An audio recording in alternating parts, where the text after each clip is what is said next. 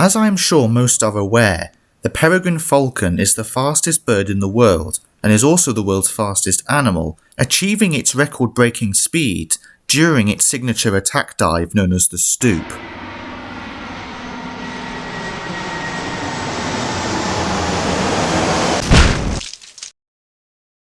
There are numerous aerodynamic factors that enable the peregrine to reach such speeds, as well as a variety of different anatomical and physiological adaptations that enable this falcon to endure its death-defying flights.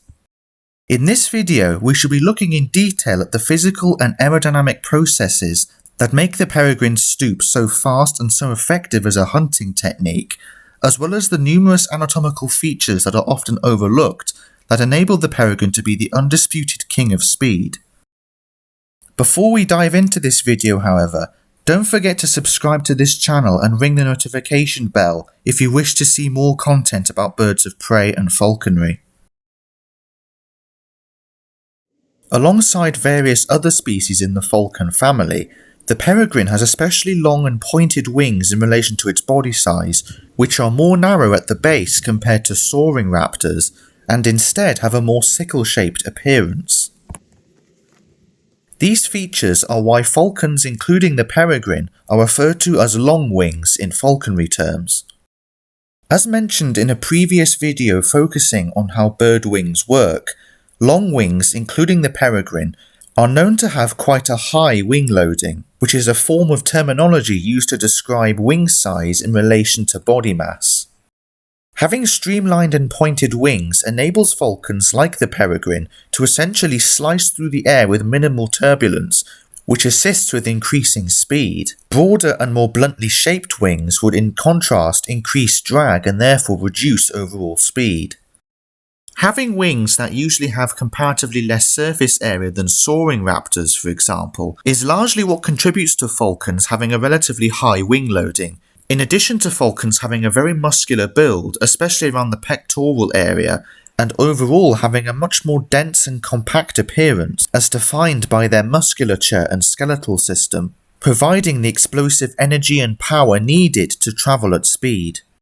The peregrine is certainly very fast in level flight, with an average speed said to range between 40 and 60 miles per hour, though there are mentions of peregrines reaching even higher speeds when in direct pursuit. Tail chasing prey certainly is part of the peregrine's hunting repertoire, though this method of hunting isn't always successful, as some prey items are able to escape the peregrine either through stamina or simply outmaneuvering the falcon at the last second. The defining hunting technique of this bird, which is often more successful and far more spectacular, is of course the infamous STOOP. This is when a peregrine mounts high in the sky and upon spotting a target below, plummets down towards it with tremendous speed. When descending into a high-speed STOOP, a peregrine will often angle its pointed wingtips against its body, with the anterior edge of its wings protruding somewhat from either side of the body.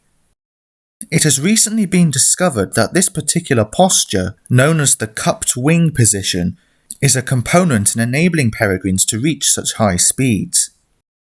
When a peregrine enters this cupped winged position, flowing air is squeezed into channels going underneath each of the wings, with the leading edges protruding outwards acting as aerofoils. Because this channel of air is compressed under the wings, it travels considerably faster, therefore propelling the peregrine forward at even greater speed.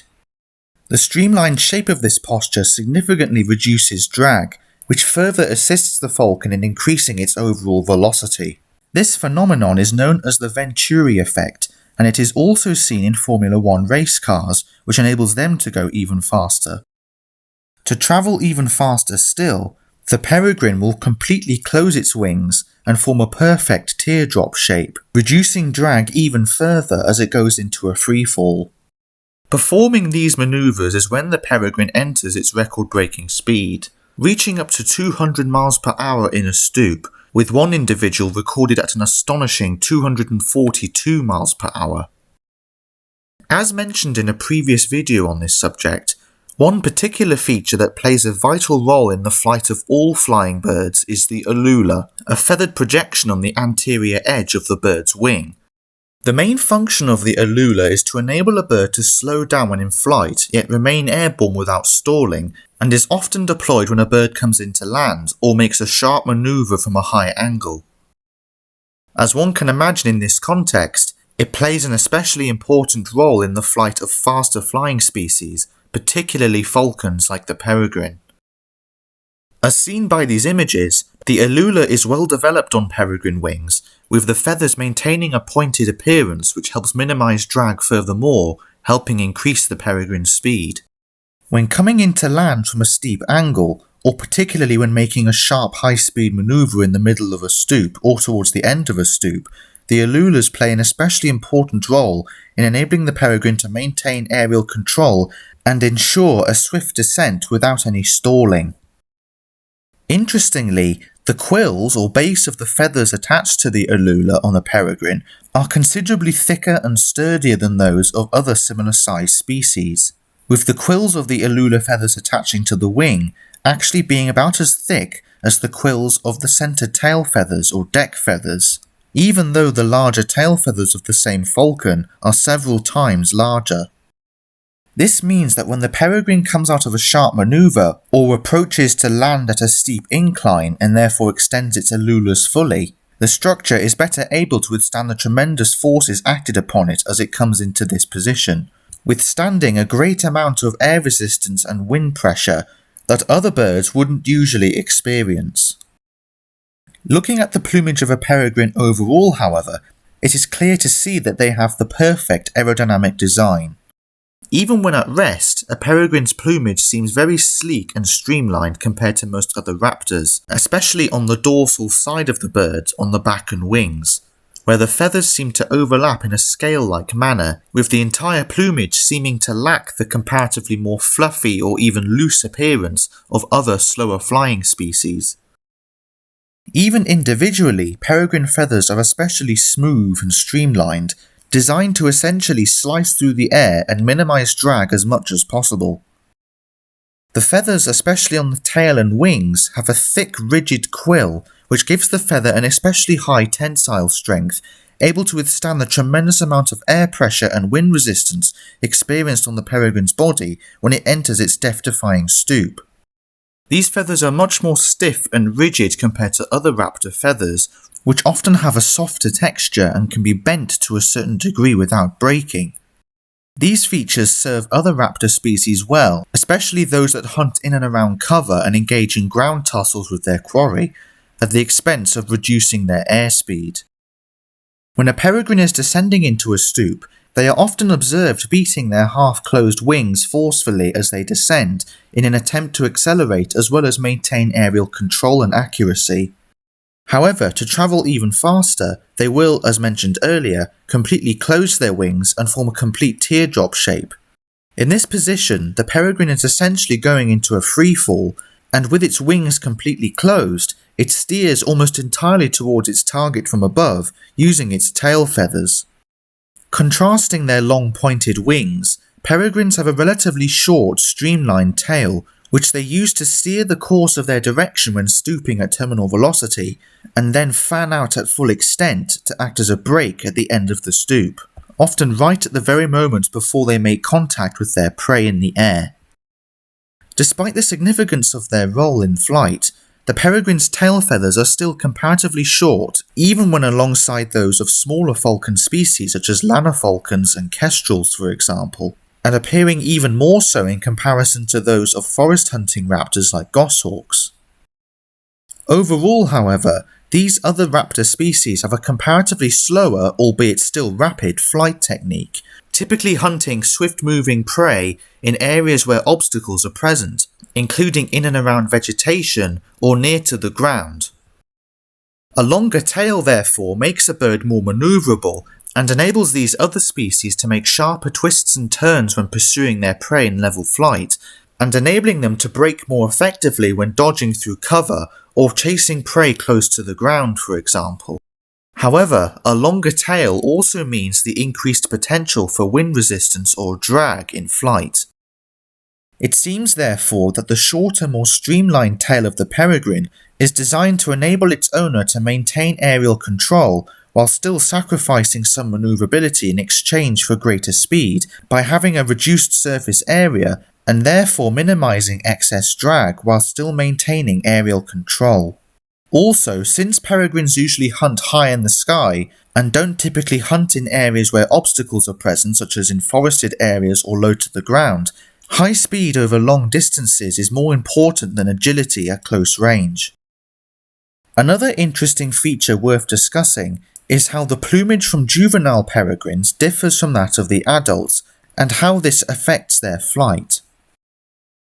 Juvenile peregrines in their first year have a distinctive reddish-brown coloration with a buffed streaked underside,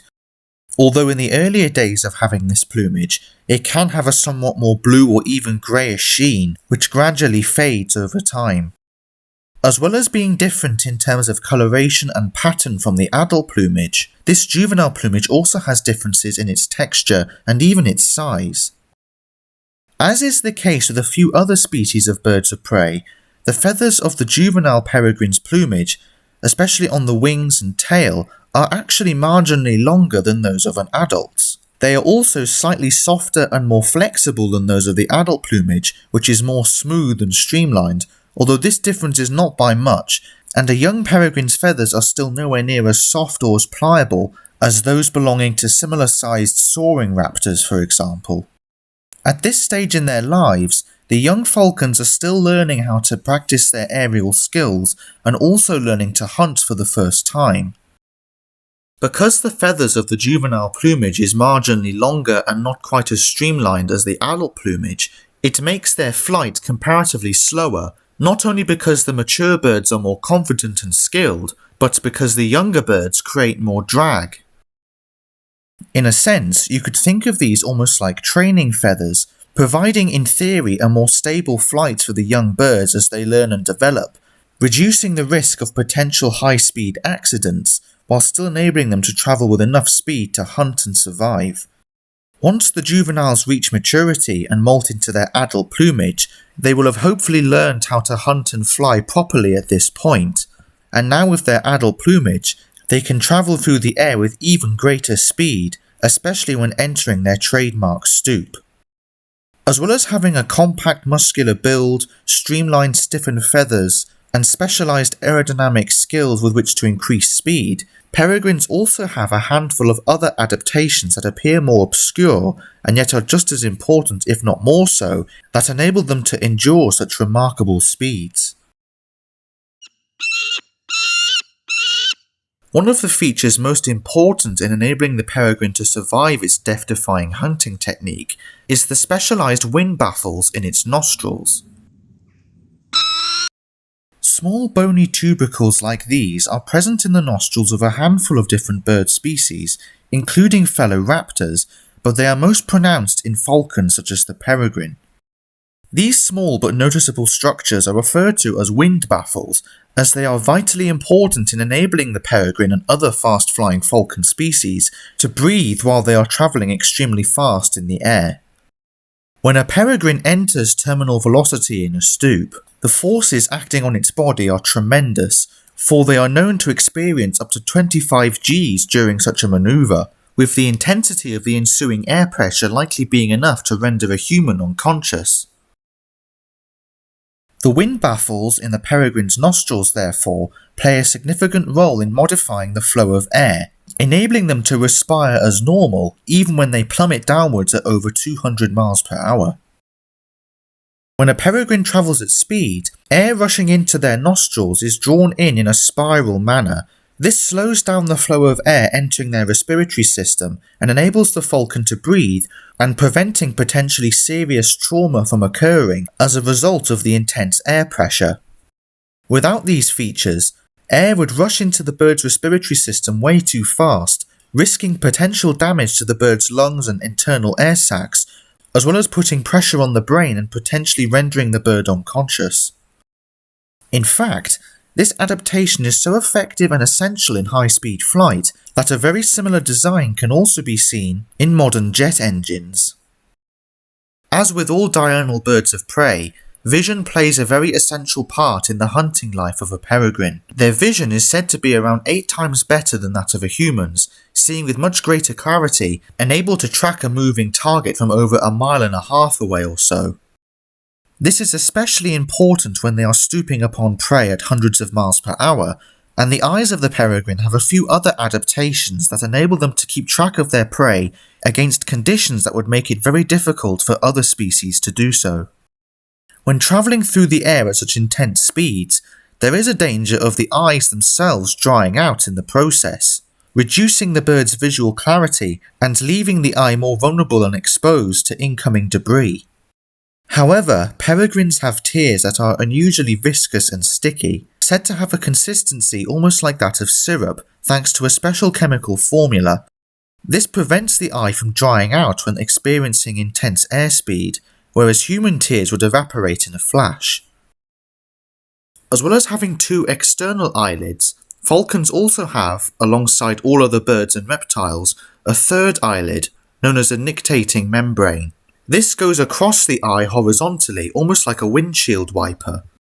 In most bird species, the nictating membrane seems to be mostly opaque or cloudy in appearance, but in certain species, including the peregrine, it appears more translucent or even semi-transparent, with the eye itself still seeming to be partially visible even when the bird blinks. Peregrines certainly use this third eyelid to great effect when stooping at high speed, using the membrane to protect the eye from incoming debris, as well as helping to prevent the eye from drying out.